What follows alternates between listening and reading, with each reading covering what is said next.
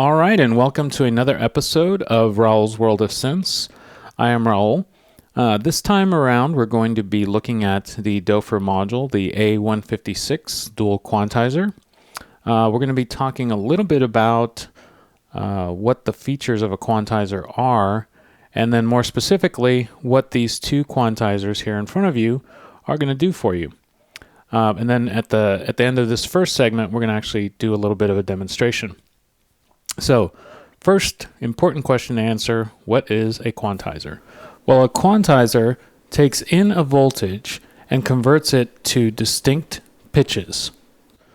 So, as you can see labeled here, quantizer 1, quantizer 2, there's also a CV input up here, and there's one down here. So this is where you're going to input a control voltage signal. And for that, you're going to plug in general, normally an LFO, you can plug in an envelope, anything that's below the range of human hearing, so in the low frequency range. You can feed into CV in here, and then the quantizer will look at that signal coming in and then convert it to pitches. Now the top quantizer works in semitones, so 12 semitones in an octave, so that's all that the top one will do for the most part, without modifying the module, that is. Now, once you input that and you output it to, say, an oscillator over here, you're going to get semitone pitches, so it'll go up and down the scale as you're listening to it. And then to adjust kind of the rate of that scale going in and out of your oscillator, you would then adjust whatever the low frequency signal is that you have going in. So if you have an LFO going in, and you want to slow down that scale, you slow down the frequency of the LFO. This will make much more sense once we get into the demonstration part, so you'll be able to hear it and you'll go, oh, okay, makes sense. Now, as far as the other port here, trigger in is going to give you the option to trigger the quantizer with some kind of external gate or a clock. So what that means is that if you plug a CV into here, like let's say an LFO, and if we just move this about there, you can see that this is moving kind of at a fixed rate. Well, this will be converting voltages at that rate. So it'll go up, down, up, down, up, down, so continuously, outputting via CV out. But what if you want to have a little bit more control over it, like you have, let's say, a sequencer running at a certain tempo, and you want to be able to get this quantizer to go at the same tempo. Well, that's where you can run the clock out from your sequencer right into the trigger in, and then get a little bit more of a synchronized type sound. Now, another way that you could use this, and this isn't the only way you can use this, is you could actually plug a gate into here and say trigger it from your keyboard. So whenever you hit a key, that's when it will output a note. So basically this kind of will limit the amount of time, or actually give you control over when the quantizer creates a new voltage. So every time you press a key, a different note will be output here. Whereas if you don't have anything plugged into here, it'll just continuously convert whatever voltage is coming into here into notes. The trigger out immediately to the right of that basically is going to take whatever clock or gate is going into here, and then basically it's like a mult, so it just sends it back out, so you can use it to feed out into an envelope generator, so that way it's in sync with your quantizer, or you can send it out to any other source that you feel like you want to, like a filter or a sequencer or maybe something else. So there you go. So we talked about CV in both sections, CV out both sections, and we talked about trigger in. So the trigger in and trigger out are pretty much duplicated in both sections of the quantizer, so those are going to perform the same functions right there. But then with quantizer 2, as we kind of slide down a little bit, we'll see that we have a few more options available to us. We have these kind of switches right here. So let's find out what these switches kind of do. So let's go into a little discussion here. Now, when I switch this all the way over to the left, in the all position, these in the bottom no longer perform any function. So in the all position, these are not going to change the sound in any way. And what the all switch does for you is it actually just outputs all notes. So in essence, it's going to be identical to Quantizer 1 when it's in the all position because it's outputting 12 semitones. And if, say for instance, your sine wave is going up and down and up and down, then those pitches are going to be sent going up the scale, down the scale, up the scale, down the scale, and so on. Now, if you switch this into the major position, then that's going to limit some of the sounds coming out of here at the CV out. So you'll no longer get the whole 12 semitones of the octave. You'll actually just get the major tones of an octave. So it'll take some notes out. And more specifically in relation to a major scale. In the Doepfer manual for this particular module, there's some very nice little graphics of the scales. So if you want to know specifically what pitches are going to be output, or if you're not familiar with the term major scale, if you don't have musical training or anything like that, that's fine. The manual actually has a list of what the notes are that are going to be output. So these are going to limit it to the major scale. And then when you flip over to minor scale, then it's going to limit it to the pitches of a minor scale. So CV in is still coming in, output in a minor fashion. And then again, this will make more sense once we start hearing what these things sound like. You have a few more options going on immediately below that. The default position is going to be the scale position, which means that, when it's in major and it's in scale, it's, reducing the notes to the scale. So that's what that does. But then you have this kind of middle setting that says chord. And so when you switch it into chord, if you have the major section on, then it's going to do an arpeggio. So you get, the triad. You get the fundamental, you get the middle tone, and then you get the top tone. Over in the, quint position, you get the fundamental note of whatever's playing, and then you get the fifth. So that's what those two, or that's what that section over there is going to do for you. So pretty straightforward.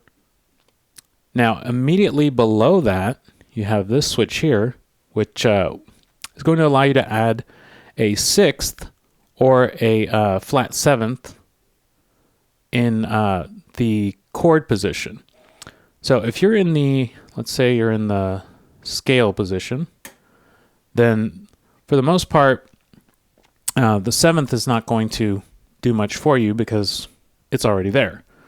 Now, if you go over to the sixth position, it's not going to add anything to that particular output because that tone is already part of the scale.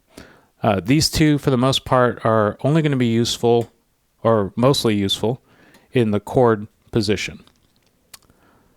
So what that will do is, rather than just a straight arpeggio, it's going to do, the fundamental, and then the flat seventh if you're here in the center position, or if you're over in the other one, the plus six, it's labeled there on the panel, then it's going to do the fundamental and the plus sixth, and then the other tones in the arpeggio, according to whatever CV input you have going into the quantizer.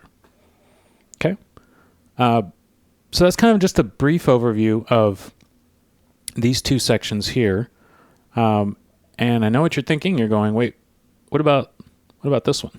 Well, we're going to talk about this one. This is the transpose CV in for 1 and 2. So any note that you input here via a CV voltage, or let's say a sequencer, you could do that too. Whatever, output notes are coming out of here. So let's say you send a G control voltage to here, these notes will then reflect the G output voltage, if that makes sense. So if you're inputting a C, then these should go to a C scale. If you're inputting an F, these will be outputting an F. And then we'll just transpose accordingly to whatever you're inputting at the module there. And this will actually affect both. So whatever is going in here is going to affect both.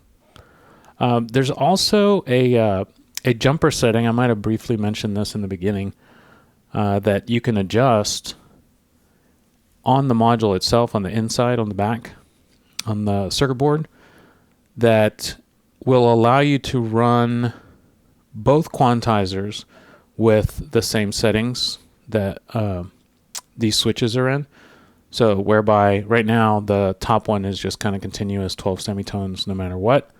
But if you remove the jumper or adjust it, then whatever these switches are going to also affect the top. So you basically will have two copies of Quantizer 2, but just with one set of options. So there you go. That is our brief description and overview of the ports here on the Doepfer A156. And now we're going to go into a little bit of a demonstration, just some basic voltages going in so we can hear what this sounds like. So first we're going to get a kind of a patch going here for some audio. We're going to pick some waves. So I'm going to get a pulse wave over here going into my VCA so we can hear that. And then I'm going to add a triangle wave to that. There we go. So that is going to be my my sound source that's going to be triggered with my notes. So now I'm going to choose a source to input into my quantizer. I'm going to start with Quantizer 1 up here at the top, just so we get an idea of what that sounds like. And I'm going to start just top to bottom, and let's just start with the triangle wave. Because as you know, if you've watched any of my videos, triangle wave is my favorite. So here we go. We're going to patch that into CVin. And then we're going to output this into our oscillator. And let's see what we hear. And the frequency on my LFO is perhaps a little bit fast, so I'm going to bring it down.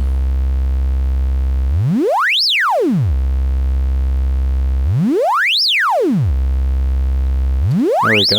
Let me adjust the octave on my VCO. Now you may be noticing something funny. It just sort of plays, and then it stops. And then it plays, and then it stops. And you're probably thinking to yourself, well, that's not very useful. And plus, something is a little bit different because, you know, my sine wave actually goes up and it goes down and it goes up and it goes down. So that's not going to be very musical. Well, you're right. Because the A156, and I'm going to unpatch this, because the A156 only receives, and I'm going to actually unpatch this as well, because I'm going to do a little explaining here on why this is actually happening. Because the A156 only receives positive voltages and an LFO goes in the positive and the negative parts, it actually will stall out like that, which is why I kind of inserted the A183-2 offset to kind of adjust or correct for that. So that way we get a nice smooth curve of notes. And so now we're going to add this right in the middle so we hear what that sounds like, and then we'll actually get a decent tone. So I'm going to actually start the offset part. I'm going to patch, you know, our, well, actually we're starting on triangle wave, so let's keep with that. Patch my triangle wave, and then I'll also get my sort of sound source back. I started with a pulse wave going into there, and then also I believe a triangle wave. There we go. So we get our sound source back. And then I'm going to take now my voltage coming from my offset module, and I'm going to patch it right into my CVin, and then output that right into my CV1 of my oscillator. And see, we have something similar to what we had a second ago, because it's not doing any offsetting yet here, as you can see this. See how it kind of just stalls at a certain point? Okay. Now, so when I bring up the offset, you can see it's starting to get a little more shape to it.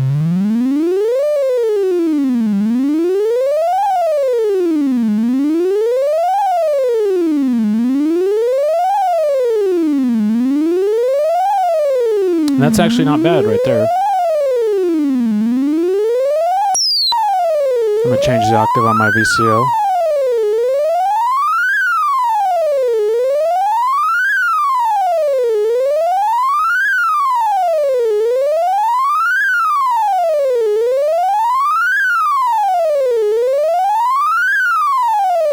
And I'm going to bring the frequency now of my LFO down a little bit.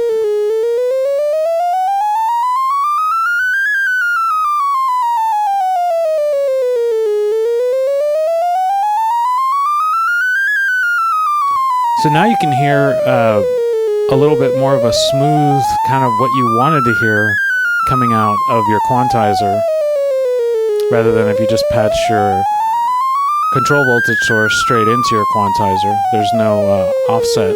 And so that's what this is doing. It's actually just bringing up the negative portion of the LFO so that it will work with the quantizer and you can get something musically useful in here. So that is our triangle wave. Let's actually go into a little bit higher frequency. So I'm just going to do kind of a quick demonstration of basic waveforms.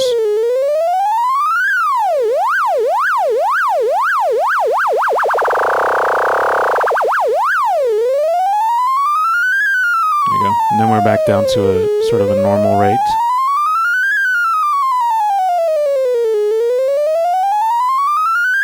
Okay. I think we have the idea of a triangle wave. Let's kind of go into sine wave. So I'm going to unpatch that. I'm going to go into my sine wave.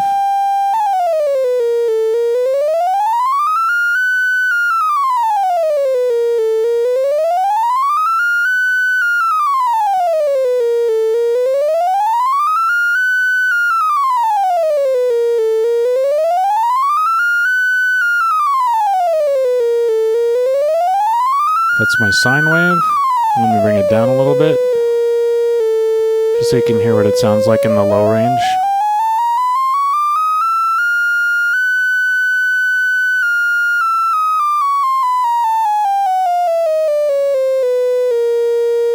Okay, I'm going to bring it up. You can get some nice kind of glissandi here going on. Okay, so I'm going to unpatch the sine wave, and let's hear what our saw wave sounds like.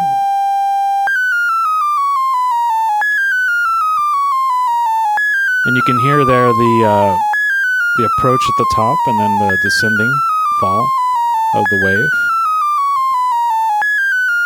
And I can bring the frequency down a little bit if I want to.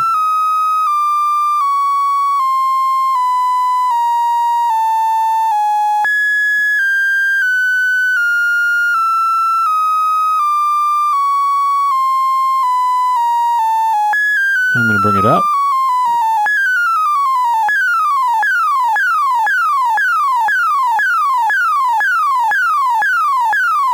Okay.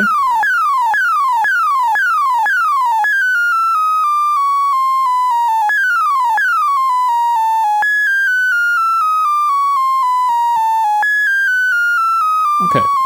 So I'm going to unpatch my saw wave, and to sort of wrap up this first segment, I'm going to feed in the inverted saw. That way we just get an idea of what the basic waveforms sound like.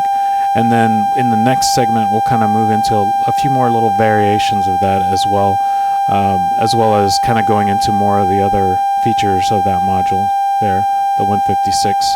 So let's hear the inverted saw. And that's my regular saw. So my inverted saw is right over here.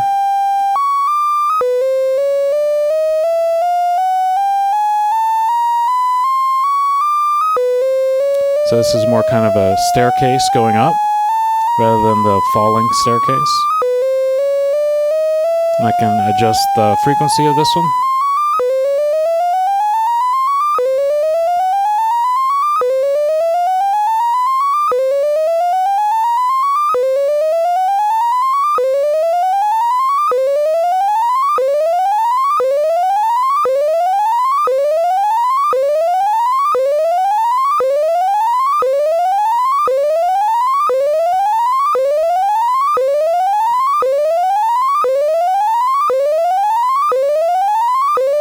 Okay, so I think we got the idea of the first sort of demonstration, just the basic waveforms. I didn't want to go into too much detail and just kind of do a little brief demonstration of the basic waveforms and the basic setup of a patch here going on with the offset module in the middle. This is also outlined fairly well in the manual, so if you're interested in setting something like this up and you have a dual quantizer, then you can set it up. In all honesty, when I first got my quantizer and I was plugging stuff in, I was like, I'm not getting really the results, because I would get that kind of stalled out note at the bottom. And I thought, well, you know, all the other demonstrations I hear, you know, they sound really good. And then I realized, you know, after reading the manual, oh, I need this module. So I got that guy in the mix, and now everything is handy dandy, hunky dory, all thumbs up. So that's going to wrap up this first segment, and then we're going to go into the next segment and go into a little more explorations of the A156, including going into Quantizer 2, and then we'll see where we go from there. So stay tuned for that, and we'll see you shortly.